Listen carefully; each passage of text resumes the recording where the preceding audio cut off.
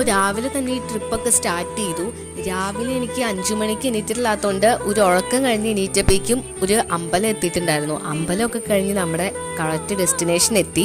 ഇത് കുമരകത്തെ ബോട്ടിംഗ് ആണ്. നമ്മളൊരു 11 മണിയൊക്കെ ആയപ്പോഴേക്കും ഇതിനകത്ത് എൻട്രി ചെയ്തതാണ്. അപ്പം നമുക്കൊരു വെൽക്കം ഡ്രിങ്കും അതൊക്കെ കിട്ടിയിട്ടുണ്ടായിരുന്നു. അപ്പം ഞാൻ ആദ്യമായിട്ടാണ് ഇതേപോലത്തെ ബോട്ടിനകത്തൊക്കെ കയറുന്നത് കേട്ടോ.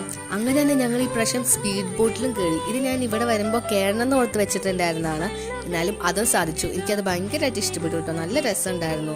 എനിക്കാണെങ്കിൽ ബോട്ടിനകത്ത് കയറി കുറച്ചിടം കഴിഞ്ഞപ്പോഴേക്കും ചെറിയ തലവേദനയൊക്കെ എടുത്തെങ്കിലും പിന്നെ അങ്ങോട്ട് അത്രയ്ക്കൊന്നും ഉണ്ടായിരുന്നില്ല. അതുകൊണ്ട് വലിയ കുഴപ്പമൊന്നും ഉണ്ടായിരുന്നില്ല. നമ്മളിന്ന് രാവിലെ തന്നെ പോയിട്ട് ഏകദേശം ഒരു 5 മണി ആയപ്പോഴേക്കും ഈ ബോട്ടിൽ നിന്ന് ഇറങ്ങിയിട്ടുണ്ടായിരുന്നു കേട്ടോ.